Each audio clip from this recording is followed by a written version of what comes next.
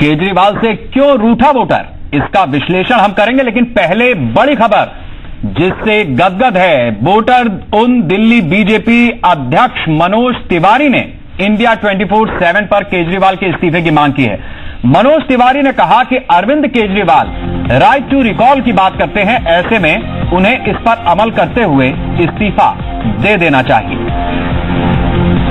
MP चुनाव में भाजपा की बड़ी जीत के बाद हम प्रदेश अध्यक्ष मनोज तिवारी के साथ मौजूद हैं। मनोज जी, आपने कहा था हार हुई तो मेरी, जीत हुई तो मेरी, क्या श्रेय आपको दिया जाए? नहीं, मैंने कहा था हार हुई तो मेरी, जीत हुई तो सबकी। तो किसको श्रेय देते हैं आप?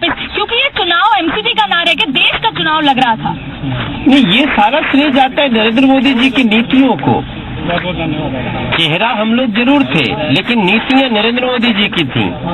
नरेंद्र मोदी जी की नीतियों को ये देश विश्वास कर रहा है।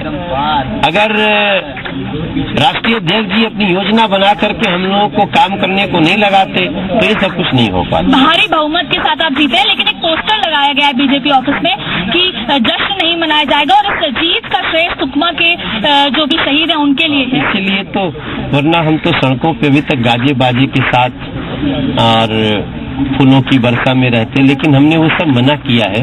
हम दिल्ली की जनता को नमन करते हैं, जो विश्वास दिया है उन्होंने। भारतीय जनता पार्टी दिल्ली को, नरेंद्र मोदी जी को, अमित शाह जी को जो प्यार दिया है उसके लिए हम उनके कोटि कोटि नमन करते हैं। लेकिन ये जीत सुकमा के शहीदों को हम समर्पित करते हैं। जैसे देश में मोदी जी की लहर है, क्या माने दिल्ली में आपकी लहर है? क्योंकि जब आप अध्यक्ष बने तब बहुत अच्छी स्थिति में नहीं थी भारतीय जनता पार्टी का दिल्ली का जो वो है, तो आपको क्या लगता है कि पूर्वांचलियों का दिल जीतना और इस भारी जीत का आप मैन ऑफ द मैच रहे? इसको न सिर्फ अगर पूर्वांचली लोगों से ही जोड़ेंगे तो ये ठीक नहीं होगा। हम जोड़ तोड़ के नहीं देखना चाहते। नो डाउट पूर्वांचल के जो लोग हैं उन्होंने बहुत विश्वास जताया, लेकिन यहाँ के जो युवा हैं, हर समाज के लोगों ने हमें वोट दिया है। युवा, बड़े बुजुर्ग, महिला, सबने वोट दिया है। और मैं समझता हूँ ये जीत मूलतः भारतीय जनता पार्टी के कार्यकर्ता। आंदोलन से निकले केजरीवाल आप देख सकते हैं तीसरे नंबर पे दिखाई दे रहे हैं। अब तो पूरी तरह से साफ हो चुका है। तो इन्होंने कहा कि मैं ईंट से ईंट बजाऊंगा, ईवीएम की गलती है, शिकायतें लगातार हैं, आरोप लगातार है, केंद्र सरकार ने काम नहीं करने दिया। इस समय आपकी क्या प्रतिक्रिया रहेगी? अरविंद केजरीवाल के लिए सलाह क्या है? मेरी सलाह है कि वो राइट टू रिकॉल को याद करें। उन्होंने बहुत निगेटिविटी फैला दी दिल्ली में। दिल्ली खुशियों की जगह है, दिल्ली पॉजिटिवली आगे बढ़ना चाहती है। अब नरेंद्र मोदी जी को सौंप चुकी है दिल्ली की जनता ने अपना सारा विश्वास। अरविंद केजरीवाल को इस्तीफा दे देना। विधानसभा चुनाव को कैसे मानते हैं? दिल्ली अब आप पूरी तरीके से परचम लहराएगी और कांग्रेस भी बढ़ती हुई दिखाई दे रही है। 100% ये कांग्रेस, आप सब एक ही रेस में है।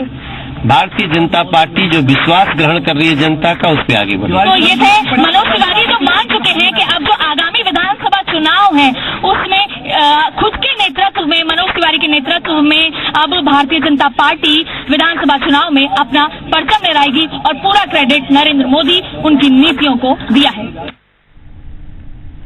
मनोज तिवारी ही नहीं बल्कि बीजेपी नेता और मशहूर भोजपुरी कलाकार रवि किशन ने भी दिल्ली की इस प्रचंड जीत पर आपके चैनल से खास बात की। रवि किशन ने क्या कहा, ये भी सुनिए। हमारे साथ रवि किशन अभी मौजूद है, साथ में अंसरार भी है।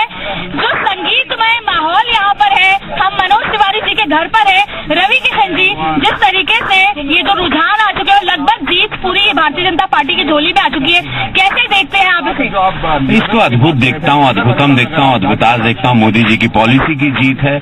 हम दोनों ने एक मैसेंजर का काम किया, बड़ी मेहनत की। सीधे रुख करेंगे भारतीय जनता पार्टी की प्रेस कॉन्फ्रेंस का। संबित पात्रा। दिख रहा है कि भारतीय जनता पार्टी जीत की ओर अग्रसर है। ये भारतीय जनता पार्टी के लिए एक बहुत बड़ी बात है कि एक इतने बड़े मैंडेट के साथ, इतने बड़े नतीजे के साथ भारतीय जनता पार्टी आगे बढ़ रही है। मोदी जी की गरीब कल्याण